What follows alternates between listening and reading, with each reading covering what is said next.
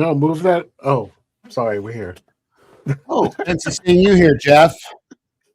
Oh, I forgot what time it was. Wow. What time is it? Is it go time? It's go time. It's dogs time. Oh, it's time to let the dogs out. So, quick order of business. Robert won't be joining us today. And for those of you that are going to leave because of that, fine, go ahead. But also, Robert's not feeling well. So I want everybody to sort of send a good vibe to Robert. If you're nearby him, send him some kind of bone broth. If I was closer, I'd bring him my personal brand of bone broth, which is David Lee broth. Yes. See what I'm doing there? So, Jeff, what's going on today?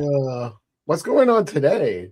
Well, actually, that's funny you asked that, because there's actually a few things that are cool about today. The first thing is that it's the last day of winter. So says you.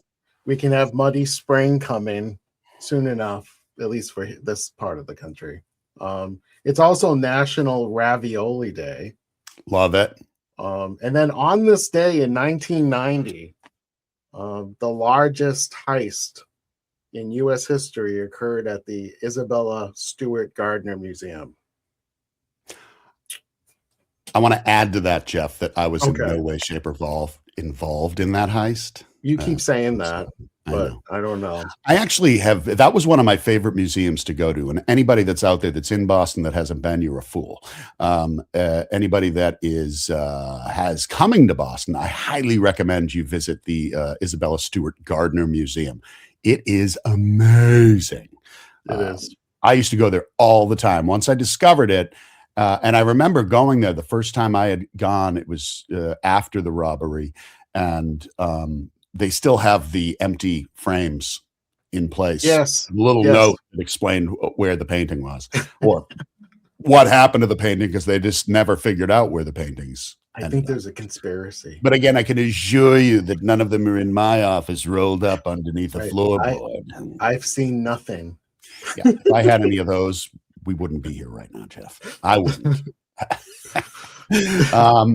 Also of note today, just and welcome everybody to the show. Cool beans. It's Randy Rhoads' birthday today. Oh, rest in peace, Randy. Yes, Ozzy's guitar player. They're great. And I just found out that the WNBA signed an agreement, or a verbal agreement, to increase their salaries. Average salary going from 2025 was like 75,000 to maybe 120,000, and I guess they've set some kind of an agreement where the average salary will be $600,000, and I think that's freaking well deserved and well earned. Wow, that's significant. That's a leap. Well, when you think about how much that league generates, and how little of it they were, trickling down to the people that are responsible for that. Sure. It's completely, I don't know, it's just dead wrong, right? As it is in so many different cases. So anyway, that's what I got. That's what you got. We got a great guest today. The title of the show, of course, is From Farmers Market to the National Shelf. We're going to be talking about, where things get messy in the middle of CPG growth. Not the fantasies, not the founder daydreams, but we may drift into those areas. Not the ones, and we talk about this all the time, the little dances that go on because you got into a store. That's cool, but like really, it's getting out of the store is where you want to celebrate, right? Getting into the store is really just a very early empty stage. Shelf, right? Is a good sign. That's right. Staying there and getting off the shelf and being reordered, that's a whole other ballgame. Right. And then, of course, getting to that point without breaking your wallet, your mind, your family, your margins, your operations, that's everything. So our guest today, she knows a lot about this, and she knows a lot about a lot of things, which is really cool. So I'm excited to get into that. And like I said, Robert won't be able to join us today, and we'll go from there. Okay. So if you people are ready, Jeff, who we got in the house today so far? We've have Richard Note. Moniz. We have Alex. We have Steven. We have Rod. Yeah. Nice. Awesome. Well, at least that I can see. And it looks like more are coming. I love that. Cool. So our guest today is someone that I met randomly on LinkedIn.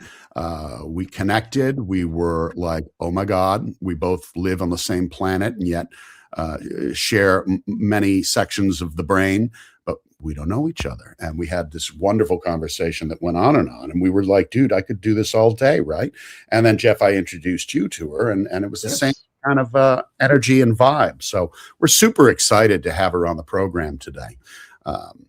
So a senior CPG sales leader with 15 years plus years helping brands grow across natural, specialty, and conventional grocery, including Whole Foods, Sprouts. I don't know if I'm going to say this one right. Erewhon? Yes. Oh, it's pretty good. Beautiful. Gelson's, Bristol Farms, and Albertsons. Am I going to say this one right? Safeway? Safeway. Oh, Safeway. I didn't see the E. Yeah, she knows what actually drives retail, and Jeff and I know this. She knows what drives velocity, execution, shelf discipline, strong retail relationships, all of that great stuff. And, the other thing that's not the great thing about her, because there's many great things, is that her name in Greek means bright. Please welcome to the program, Ms. Phaedra Dyer. Woo! Welcome. Hi. Hello. It's very bright in here. Now, am I right? Phaedra does mean bright. It does. It does. Okay. But it also is a Greek tragedy. Well, that too. Aren't we all a bit of a Greek tragedy, though, Phaedra? Yes. Someone asked me when I told them my name, they said, "Aren't you a Greek tragedy?" I'm like, "Oh my God, great! Yes. Thanks. Nice to meet you too." Yeah. If anybody asks me that, I just say no, but I am a full-on train wreck. So I'm an awesome. Train wreck. So as I skipped around and introduced you, why don't you give us, the dime store, nickel and dime, the dog and pony about who you are and where you're coming from and what you do today. Okay. Well, I'm from San Clemente, California. Fourth generation. I always say fifth, but actually I did the math and it's fourth. I'd like to say fifth. I found this industry by accident, organically, and it's been exciting to me since the first day that I realized I could get paid for it and have a family still and not have to spend hours and hours and hours in an office, which I guess I wouldn't mind, but I do enjoy being in touch with what I'm doing, what I'm selling. So anyhow, I've been everything, I guess, from a random broker trying to get about 30 little independent retailers just so I could open up a KeHE warehouse here in Chino, in California, getting their commitment, getting them to sign a little piece of paper, to going to Bristol Farms or Gelson's and asking them if they would graciously open up a UNFI warehouse for me and my brand and take a gamble on my product that I was at the time, many times, putting before them, praying, please. But anyhow, what I do, what I find most fascinating about this industry is not how many years there's something different or something new, and it's the energy, it's the people. Like at Expo West Anaheim, every year I'm amazed. There's a whole vibe that happens, and some years it's a little bit like there's a little fear in the air. There's brands that are just out there trying to be either all plant-based or now they're focused on or organic, or now it's regenerative ag, which years ago, 2022, I had to explain to people literally in detail what regenerative ag is, and how it applies to each category of the store. Maybe not water. But anyways, I had soil scientists, nutritionists, people coming up to the booth that I was at, which I was working with Pasture Bird before they were launched in retail stores. Anyhow, so the energy of the industry, it's the people, meeting the buyers in person, having even 15 minutes to talk to a buyer and ask them what's driving them nuts and what we can do to help. Not just sell them something. I think that's what fires me up the most is asking the distributors, asking the buyers, okay, where is the white space and how can we as salespeople, brand advocates, business development, whatever, and the brand, how could we be your best partner? Right. That's fun. Yeah. It's Now like go ahead. I was just saying, taking notes constantly, like being in school. Yeah. Sure.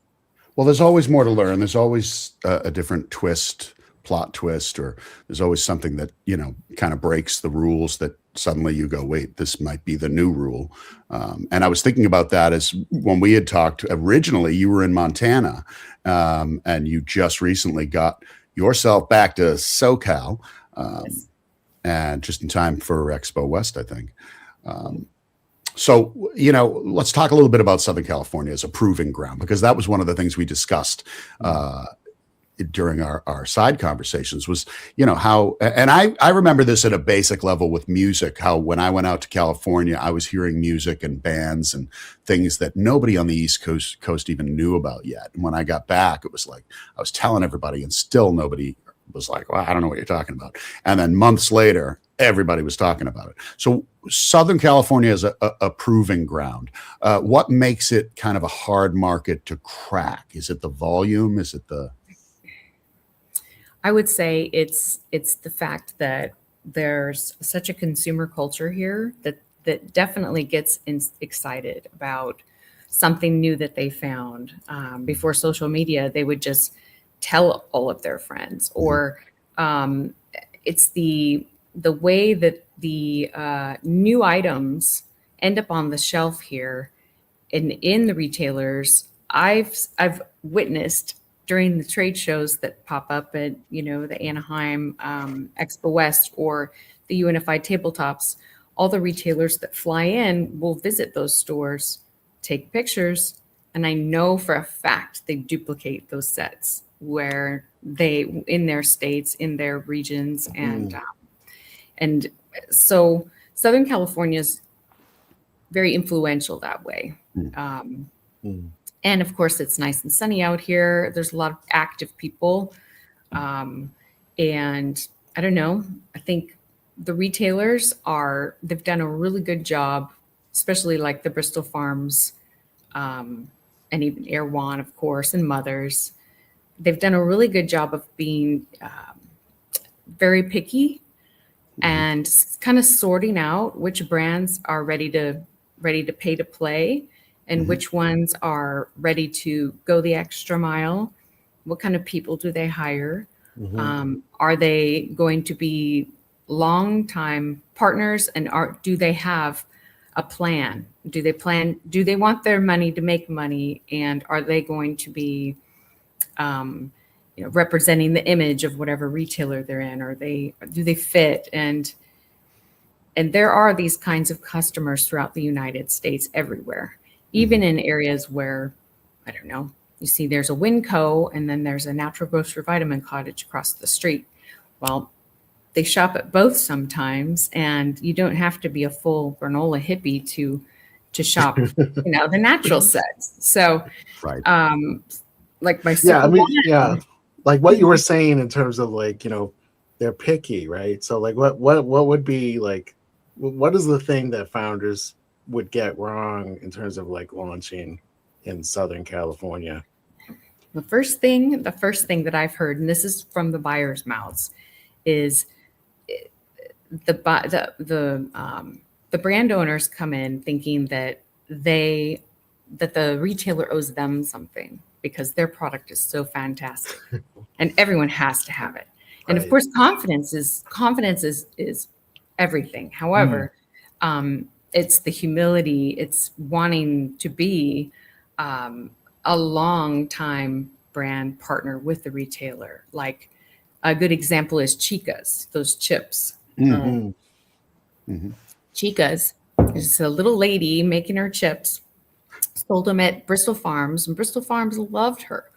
She would do all their golf tournaments, donate, and hand out chips, and so they put her in the front of their store for years. Like you'd walk in, there were oranges and Chica's, Chicas. and so Chica's ended up getting bought by Frito-Lay eventually. Oh my But goodness. they still kept her on, and I saw her at the trade show, and I swear it's those kinds of people that have like a passion. She started at a farmer's market. Mhm. She had a passion. She stayed true to herself. She didn't she didn't get sucked up in fantasy land and being, she wasn't greedy. Anyways, Yeah. that's She why gave, right? Not just took. she's That's the very, difference, right? very gracious person Yeah. and stayed true to herself. And that's where a lot of I think brands forget along the way that what they started with, what their story is why people want to connect with the brand and or continue to be loyal to the brand, not just because they're on sale all the time. Right. There's a connection. I think that there's part of it too. I wonder if it's just that there's that adventurous spirit that still has, residue or in the culture today in California. Whereas what I'm getting at is that, I suppose when the colonists and the pilgrims came over here, that was pretty darn adventurous. But since then, people went west, and there was a real frontierism there. And that now, even today, that frontierism, not that it doesn't exist on the East Coast, it's just angrier. Angrier and less inclusive. Right. Go figure. But I wonder if that's part of that early, century ago residue that's left over in that sense of exploration, adventure, and innovation, plus the climate. You've got a growing season, unlike on the East Coast and the Northeast, where the growing season is limited. So I wonder if that has some kind of play in it. Well, it's not getting set in their ways, I guess. Is Right. something there's a little something to that, I think, in SoCal, where if it doesn't work one way, they're going to try another way, because there's no, okay, we have to do this within this season, like you said, as far as growth season, or, they had oranges year round here. Right. Wineries do really well in certain areas of California. I've because of heard the- that. Yeah. I've heard that. Yes, But I don't know if there's used to that. data. Is there data to back that up, Phaedra? Like personal live experience data. Yes.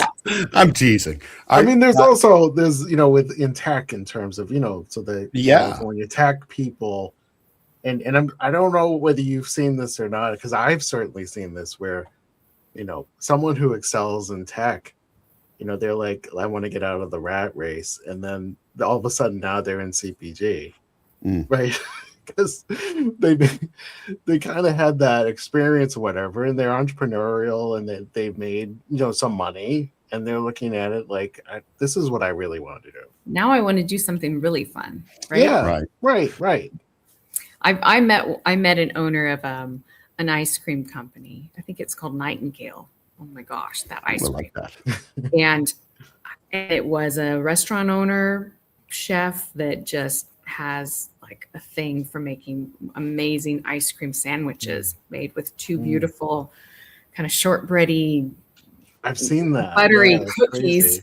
And he swears that he doesn't need to do that. And I've never seen, he doesn't have to. He could retire but he's doing it because he loves it. And I've never seen anyone get so excited about what he's doing, meeting people. And it's almost like he won the lottery just to be able to make ice cream sandwiches, see people smile, and have buyers or Whole Foods beg him to private label his ice cream, Mm. which he said no to, by the way. Food is love. Food Who is says love, no? right? I know, but you know what? He knows, and maybe in some sense knows that what he's got is a good thing and it's enough. Sure. We do live in a culture of like nothing's ever enough. Never enough.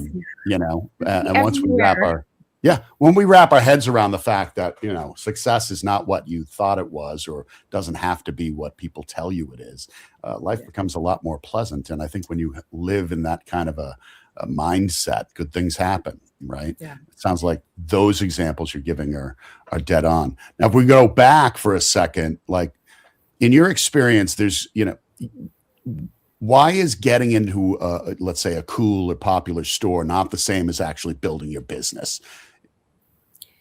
It's like, I think you made a reference to Madonna the other day in one of your posts. It's an image thing.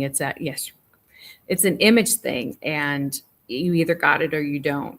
So if you start, if you start trying to attract the large retailers that have, the numbers, and you're going to end up paying a lot of money to get in, but the potential return on investment is probable. Brands would like to be in Erewhon or Bristol Farms, for instance, because it has a connection. Like there's a connection to those retailers image wise. And it's not just, Erewhon is more active as far as their branding, their image. I think they even have Erewhon clothes now that I saw. So Erewhon hoodies and whatever. Does it come with a strawberry? Don't know. But an old rotten strawberry. But again, that's their branding. Each store has their own branding. So if a store has a way of omitting their image and capturing a certain consumer culture, that would be a magic recipe if that's what you want for your brand. So anyhow, I think that if you want to be everything to everyone, eventually it could happen. But I think that starting out with influential retailers, where if you're in distribution, you're in Bristol Farms, from my experience in 15 years, if nothing has changed as far as that goes. At a trade show, if my brands are in key retailers here in Southern California, they're taken seriously. If they've opened UNFI Marina Valley, opened Kehi Chino, have they been able to go through all of the hurdles with the chargebacks, and have they been able to prove themselves for at least a year and they're still on shelf, and the buyers actually enjoy working with the brand because they've hired pleasant a sales team, or someone that makes their life easy. So this is sort of the spot, I think. And just getting what you're saying about the that move to bigger distribution. What is it that local brands need to prove before they start thinking about chasing that that bigger distribution channel? Can they produce? Is their warehouse, internally, do they have enough production capacity? What would happen if all of a sudden this other retailer wanted them? Can they fulfill the orders? Can they maintain the relationship with the retailer? That's really everything, because of course you can get investors quickly if you have large retailers, but it's a gamble still. You don't know if that retailer is going to keep you on shelf in 6 months after you paid all the slotting.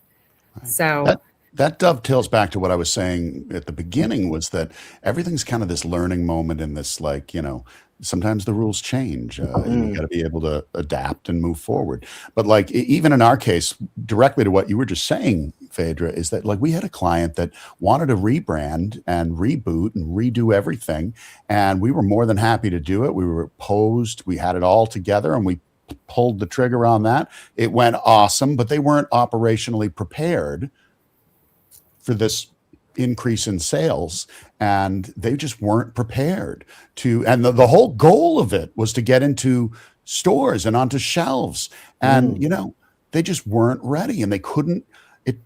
I don't think they're ready still, which is hard to see, because you go, from our end on the brand side, there's two ways of looking at it. It's not our problem, or, you know, ultimately, I think it kind of is our problem. And that when we, you know, it's not like, and every agency's different, but on our end, it's not all about clamoring to get that next contract signed, because we have to stop now and think about, are you ready for like what happens after something is, you know, reinvented and released and amplified to the audience? So that makes a lot of sense, you know. It makes a lot of sense that brands have to think that way first.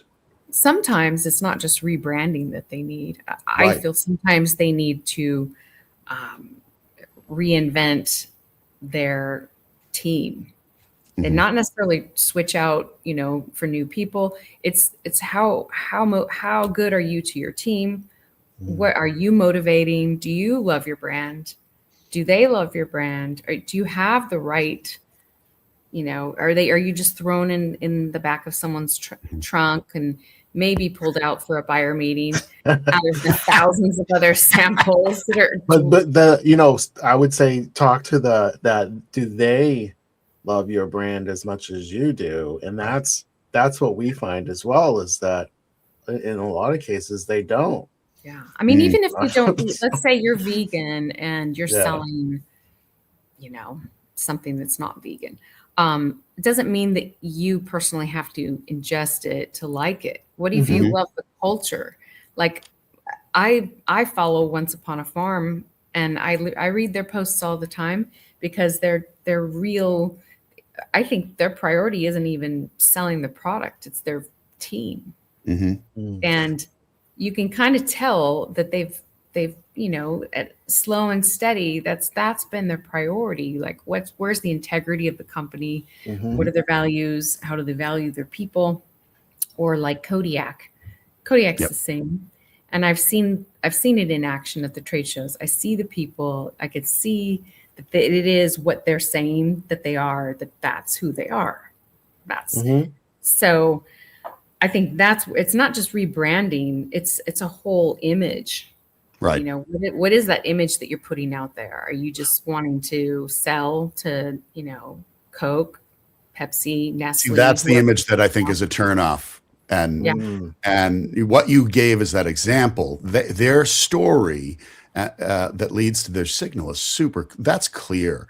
And that's why it's successful. When somebody comes in, and this is something, you know, it can be a hard thing to wrap your head around sometimes, is I always ask people when they come in and say, you know, we want to rebrand. I go, why? You know, there's very few answers to that don't land outside of well, you know, my friend's brother's cousin doesn't like the color, or you know, we're just bored. We feel like we're not. Or it's just another excuse for why their product's not doing well.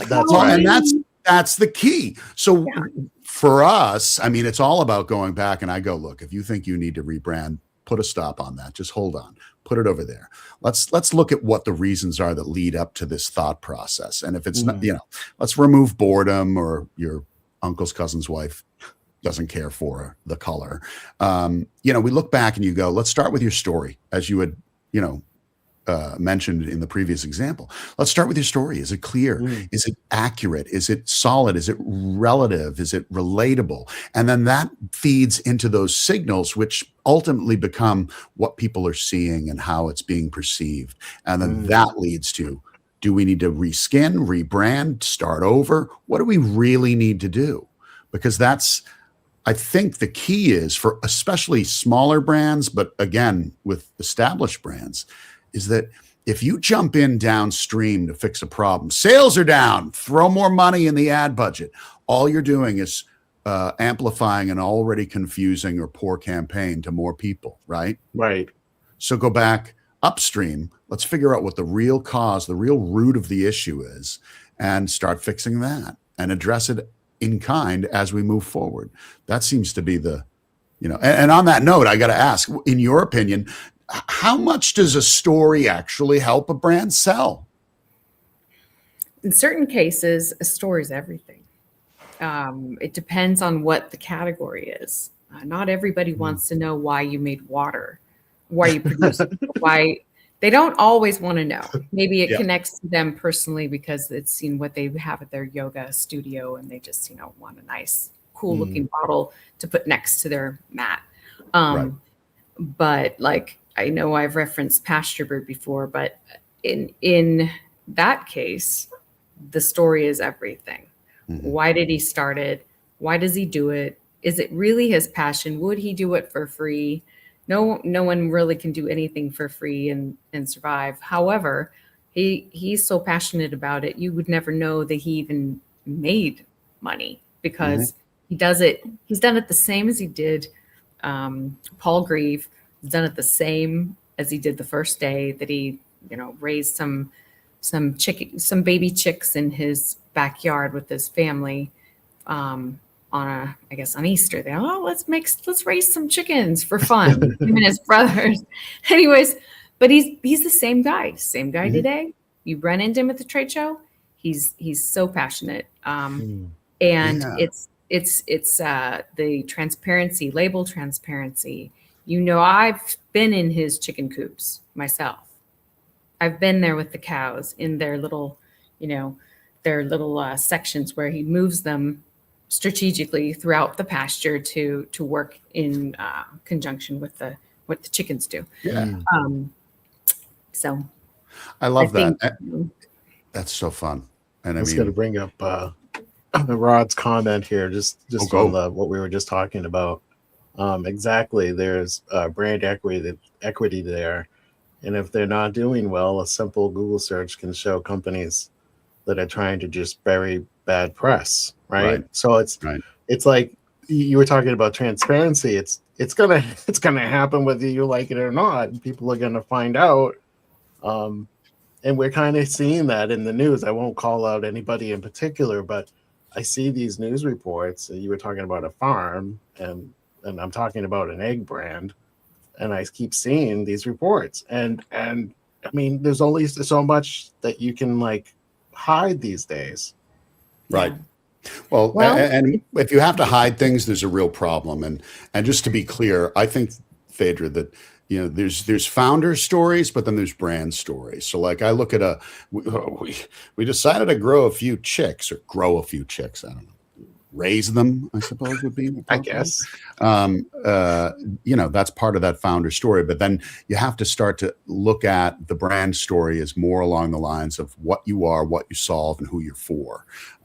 So those two things can work in conjunction, but many people, I think, kind of get off the train at, we've been making ketchup at my mother's kitchen table for the last 25 years. That's not the story that sells the brand. In fact, honestly, I'm not buying your ketchup if I think it was made at somebody's kitchen table in a dingy apartment somewhere. It's just not a good story to tell. But it's different when you have a passion, and we wanted to do this because we saw a need for this, and the flavor wasn't the same, and why is there so much sugar involved? And this is what we decided to do. And then that leads you to that brand story that says this product is, a healthier option that has full flavor, that's clean, it's simple. It's for people that want great ketchup taste without all the extra. That to me is that's the selling point. That's the story that leads us to, okay, what are we going to make you look like? Or what is your package going to look like? I mean, Heinz did a great job with that, in fact, with just the flip upside down of the bottle. For years, everyone was like, I remember when everyone was like, oh my God, if you just bang that edge of the bottle, it'll all come out with stick a butter knife in it. Yeah, it all slides out. But now they went and did that, and it was they solved the problem. That's why they're still on top in that category. It's because they solved a problem. The problem was or they're in touch with their customer base. Yeah, that too. Okay. Yeah. So it is kind of fun to have the glass bottle, and it's classic, and it's actually probably better for you to have it in glass. However, that when you're at a picnic or you have your kid's birthday party, you don't have time to so yeah. But to be honest, I really like the sound of it when in that bottle, the new bottle. The clicky, you mean when you open up the squeeze bottle? It makes that sound, and you can't not laugh when you hear that. I know. Yeah. It's what you do is you count how many seconds it takes before somebody in the room goes, "Excuse me." Oh, That's usually me. I'm usually doing that. we did it. Actually, you know what? It's funny is now that we're mentioning that detour, my dog, maybe Libby Mae Brown, 90-pound red bone coonhound. Whenever someone's eating, she likes to sit there and look at you. But when you're eating and she sits there looking at you, if you're listening, she like toots. She's so excited, like that you might So give her some. excited. She starts tooting. It's the funniest thing. Oh my That is- gosh. I I'm love not it. coming over anymore. Well, that's how you know if she likes you, maybe she's doing that. Right. Yeah. So there you It's a go. territorial thing or something. So let's talk a little bit about your 15 years in the industry. Yeah. What has, how has your role been shifting over time? You told us in the beginning where you kicked off, but let's get into a little bit more detail, because I know there's a lot of people out there also that are struggling with sort of reinventing their career. How has your role shifted over the years? Well, I guess it would be called rebranding. I had to rebrand myself because the needs change. The typical broker, has a reputation. And so if you're going to be a broker, you might as well become like a brand advocate or a hybrid of something, because if you're just out there selling and it's predictable and the buyers kind of know, okay, we're going to discuss 10 brands today and you're going to whip out these samples. And it's sometimes, actually, most of the time, I've had experiences that are opposite of that. The buyers don't always want to be just, sold on whatever you're selling. They want to know, do you like it? Do your kids did they eat the samples that you got? Who's going to be the customer? Where are these people? What zip codes do they live in? And so it has to be more of an engaged. There's more of an engaged process that's become more and more and more valuable as AI is taking off, and as everything, we can go virtual with everything. The human connection sort of a little bit less. It's made it more and more important to be in touch with what your brand is. Do you think the owner's fantastic? Like I had a kimchi brand, Cinto Gourmet. The lady was making it in her kitchen for years, and in San Francisco, in that area, and she would work the trade shows all by herself. She would maybe take a bathroom break, but she worked so hard, and she had the biggest smile on her face. And I'm telling you, those are the types of brands that I would run into my buyers and say, you could partner up with this brand, because the owner is just, super passionate. And anyhow, I guess that the role itself should be changing all the time, because each brand needs something different. If all brands were really looking for just a traditional broker, that's what they're going to get. But are they looking for someone who can customize what the brand needs and be the brand and not just the salesperson? Agree. Because the brand can't be everywhere all the time. And I mean, they can't be at all the buyer meetings. They can't be doing problem solving with the buyer because the paperwork's incorrect or this and that. The brands, are only usually one person, two people. So they need a team that's passionate. And that means sometimes you're not a broker. Sometimes you're the brand. Sometimes you're a business development manager. Sometimes you're, you have to evolve. So as Tony Gallegos once said, yes, human touch is key. That's right. And he's right. Passion. I mean, I think, if you look at a Coke, there's no human involved. Gallegos or Gallegos? Oh, it could be Gallegos. Tony, straighten me out. I have a Gallegos in my family. That's how I know. Gallegos. Tony, as we call him around here, we call him Tony Authentic Passion Gallegos. That's right. We do call him. We do. We call him that all the time. He's like, why am I here? Who are these people? That's what he's thinking right now. So Phaedra, I was just thinking, so from when you started and then how it's different now, building a brand in grocery in particular, and the easy one for me is like, in terms of like what social media has meant for brands now that it didn't mean, a decade ago, let's just say.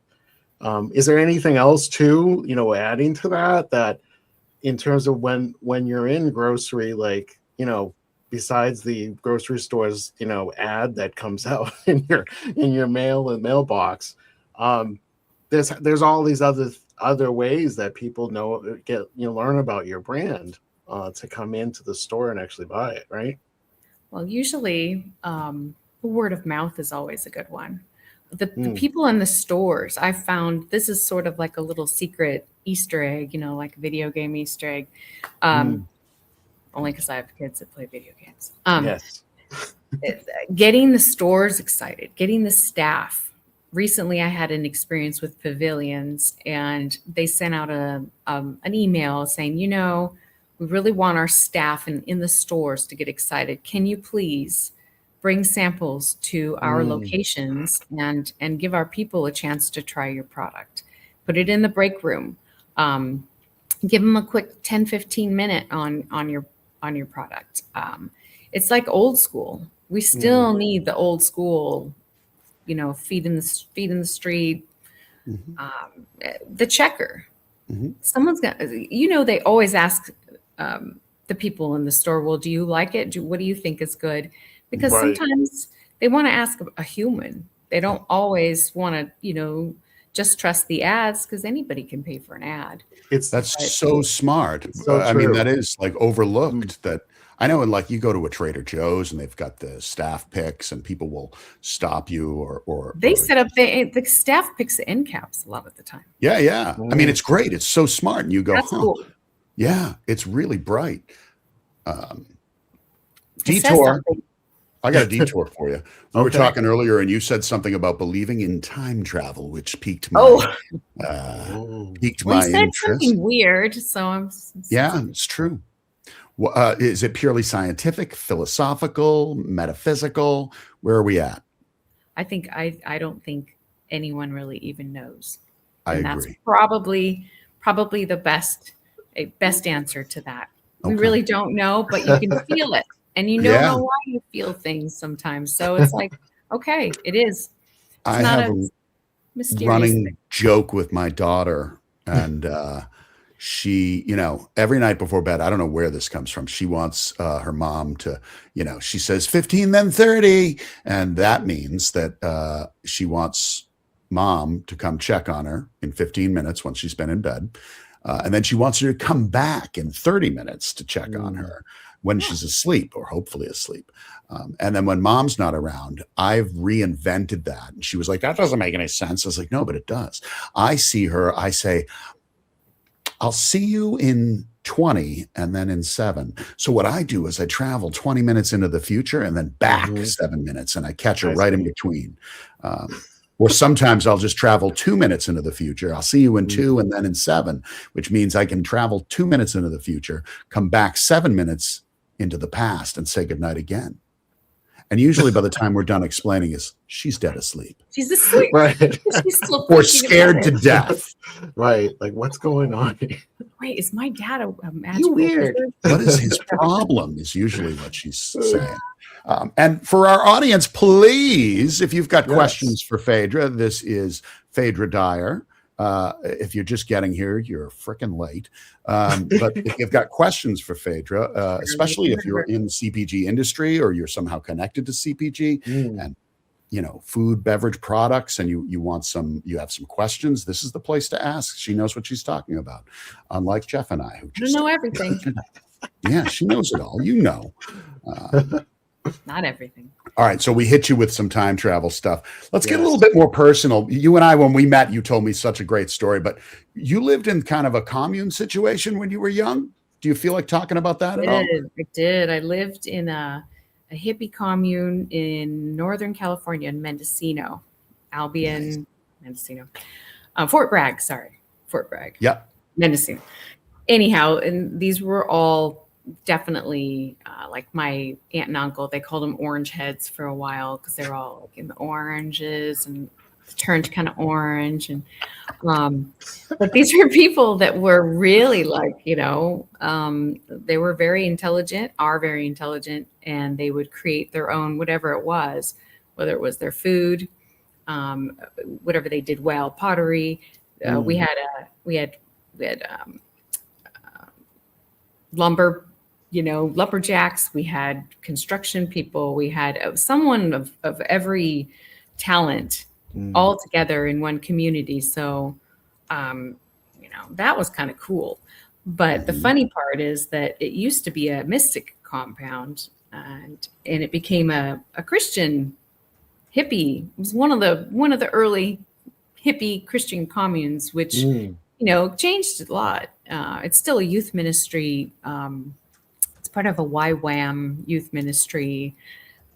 It was donated to them. So now there's year round youth,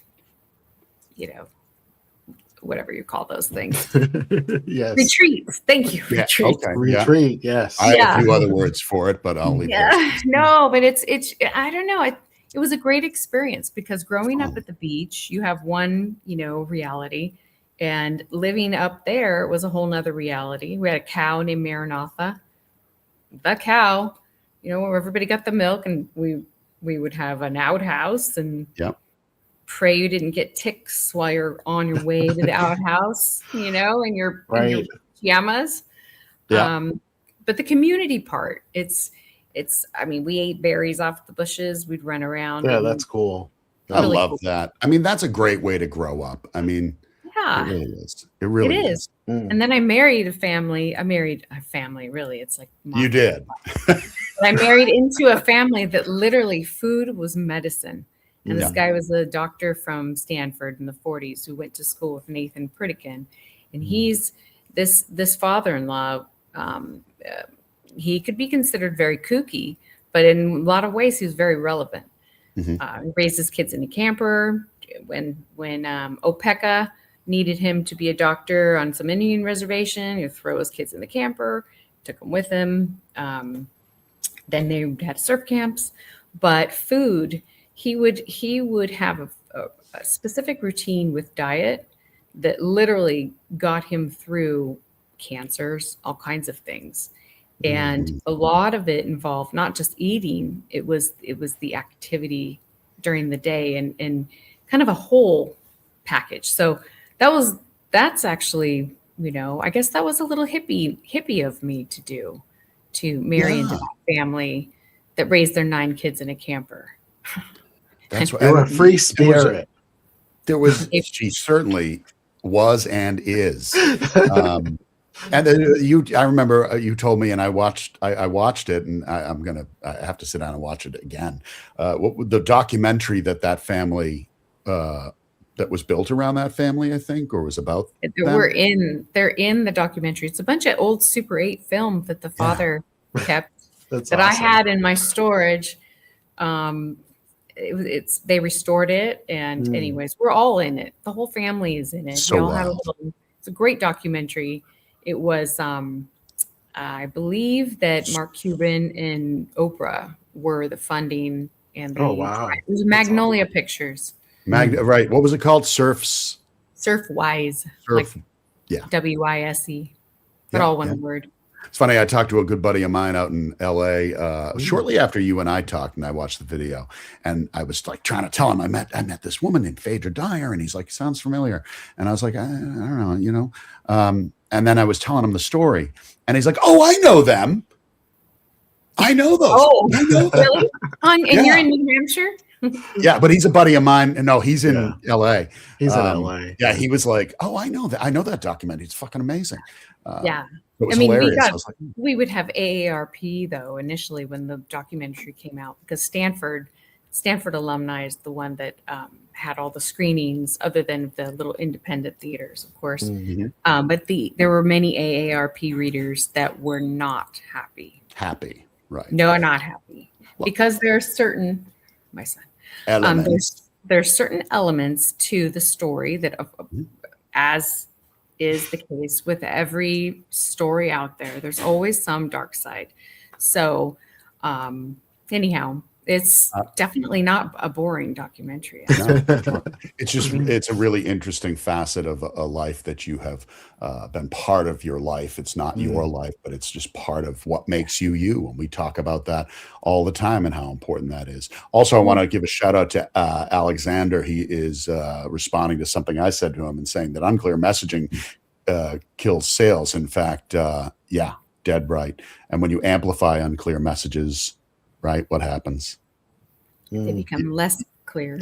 Way less clear. In fact, all you're doing, right? Again, this is, and we're all music fans here. I know Rod is too. This is why bands do a sound check before they play in front of 70,000 people. You don't just go out there and like, I don't know, we'll just wing it. Yeah. Maybe our food brands and CPG brands need a sound check. I think you're right. A sound check would be appropriate. Sure. A signal check, a brand read, if you will. Check the temperature. What's and that's kind of what not San Clemente, Southern California does just naturally. It's it checks the temperature for your brand and see, okay, well, do you have legs? Can you make it? Yep. I'm not taking any brand's temperature, so to speak, if you know. Moon River. Does anybody know about Moon River? If you do, just oh my goodness, he went there. Moon River. I thought you said one finger, doctor, not your whole hand. Oh my gosh, that's oh my God. Now Calgon, take me away. This is not all the red flashing lights at LinkedIn HQ are starting to go shut off. us down. Hey, I have a question. Where are the dogs of society howl? I'm like, where have I heard that before? And that's Elton John song. And I'm like, wait, do I want to be one of the dogs of society that howls? Because Elton John wanted to go a different direction. Remember? Well, that was And I'm the like, inspiration was that. Yeah, so I'm like, maybe, do I want to be a dog? And what? Anyways, you're howl. It's one of my favorite songs. It elicits and so when we were thinking about names, originally the podcast was called 1/7 the podcast, not to be confused with 1/7 the hot protein drink or the cocoa mix. Not everybody can say the part. Seventh. Yeah, I know. 7th. Try buying the domain for it. Right. But 1/7 was all about a comment or a quote from Sigmund Freud talking about how people are only actually using 1/7 of their brain. Plus, when I flipped, when we flipped the, I had a graphic image of a brain, and I was looking at it different ways, and then I flipped it upside down, and I was like, it looks exactly like Antarctica on a map if you flip it upside down. The amygdala and all that whole stuff. And it just made sense for Brandarctica with the iceberg and all that stuff. But then when we moved off of that, because podcasting is difficult and there's a lot of editing involved, Jeff and I finally decided, we said, we're way better at this live than we are, sort of a scripted kind of conversation. And then there's a lot of work that goes into it. So this way, whatever we say, whatever we do goes out, it exists. We don't have to edit it. And that was kind of needed a new name, needed a new skin. And I probably was listening to some Elton John and went, whoa, wait a minute. Where the dogs of society howl. I love it. In fact, it made me laugh the first time I saw the name of the podcast. And then I got curious. Then I saw the dogs and I'm like, that looks like it's going to be fun. And so there you go. Other part of the brain lights up and there you go. If you can catch that. Catch that part of people's brains, even with your branding. I've seen some branding that are actually pretty funny. They're in it, and it makes you think, like, God, that I don't know. You associate that with something good, right? When something's funny or clever right? So I think the job of any creative that works with someone, Phaedra, is to show them things that they couldn't think of or wouldn't dare think of.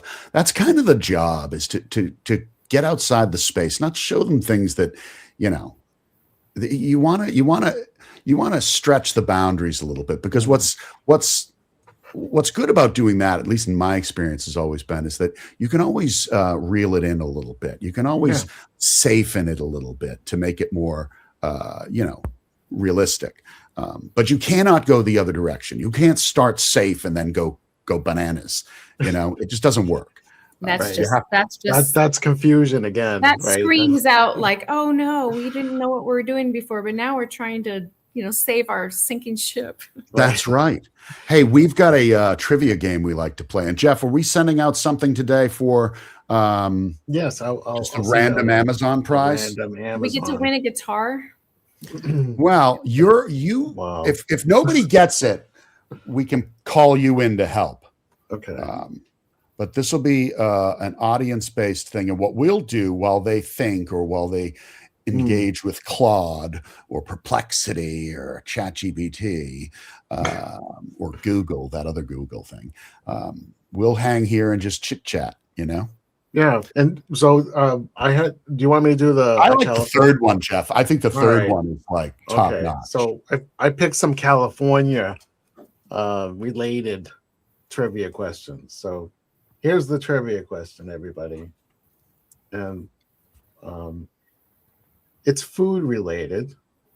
So it's right in line here. California food. See? Oh yeah. Which California city is known as the garlic capital of the world? I know the answer to this now, Jeff, but I didn't know it before. Phaedra, is this something that's familiar to you? Because I think I know the region that it's in. I would have to cheat and look at Google though. Okay. I believe it's in Central California, in the produce region. Oh, we're getting closer. People, I can hear them typing from here. Jeff, keep an eye on those answers. I'll give us a little bit of a commercial break while we're going.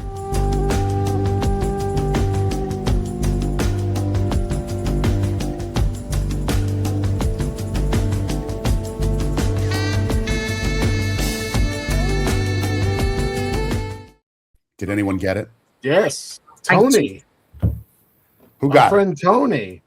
Tony Gallegos? Yes. That is my brother-in-law's name, by the way, Tony Gallegos. And has Tony confirmed whether or not we're getting his name right, or are we butchering it?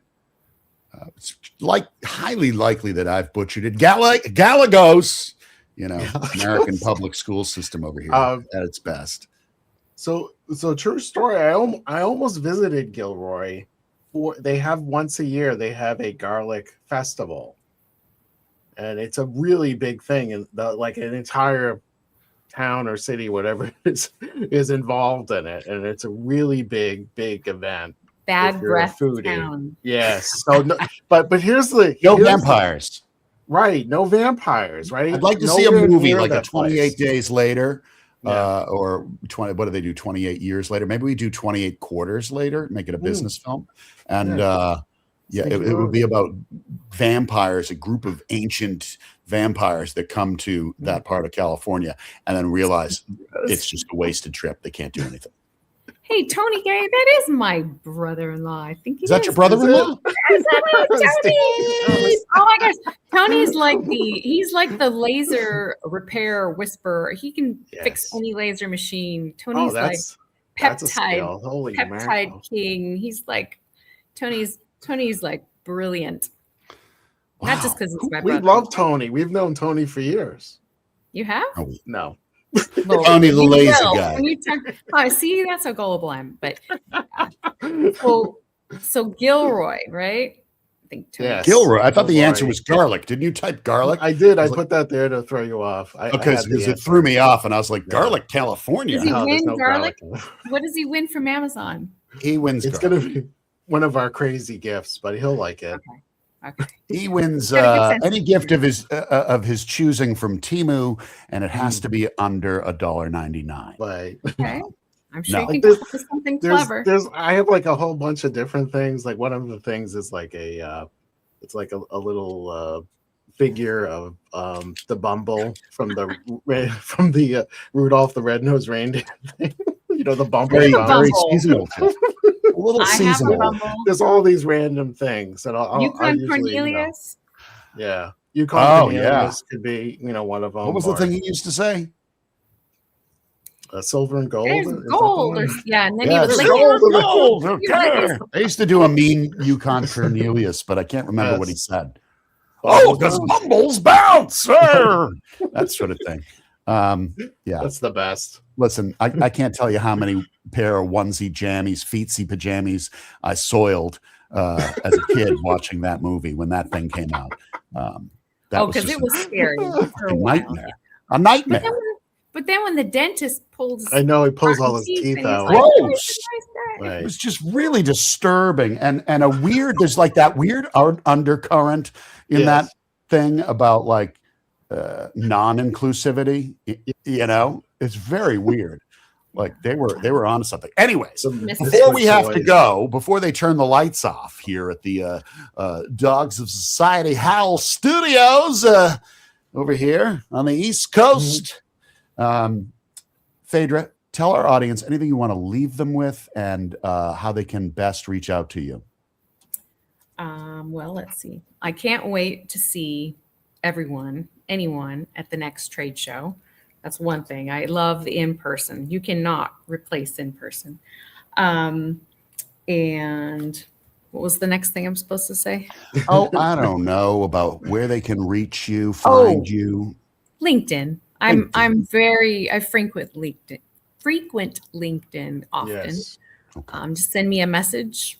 I think even my email's in my contact information. So Okay. I think even my phone number's Awesome. in there, believe it or not. Oh Lord, yeah, I made that mistake. I should probably take it off. No, but Yeah, guys, if you don't know Phaedra, fix that shit, will you please? Right. She's awesome, big fan. We're good friends now, and we love it. I don't like to call myself fractional because I really don't even like that word. It just Yeah. sounds partial. I consider myself like an adapter, and I think I'm we a all partial CEO. I'm just a part time. No, I think everyone needs to adapt. Eva. Hire that someone would've been adaptable and someone adaptable. with passion. Adaptable. I love that. I love it. Adaptable is my favorite word. I do not like pivot. I think pivot got overused. And I think Version to adaptable's authentic great. too, I think, right? Yeah. Authentic. Yeah, it's one of those. It's like things. when a lizard loses its tail, it grows another one back. That's Right. right, man. Totally, Such a weird man. thing to say. Yeah. Get you, dude. Get No, your but you fingers need out going of the again. box. You need out of the box thinking, and if Yes. you have a sleepy sales team or people that are just not motivated, you gotta get them motivated or find another motivated person that's really going to Right. do something for you Right. and not gonna promise the moon and the stars but is actually going to surprisingly deliver it. You need buy-in internally if you're expecting buy-in externally, right? Yeah. That's right. So before we go, I want to thank everybody for coming today. Yes.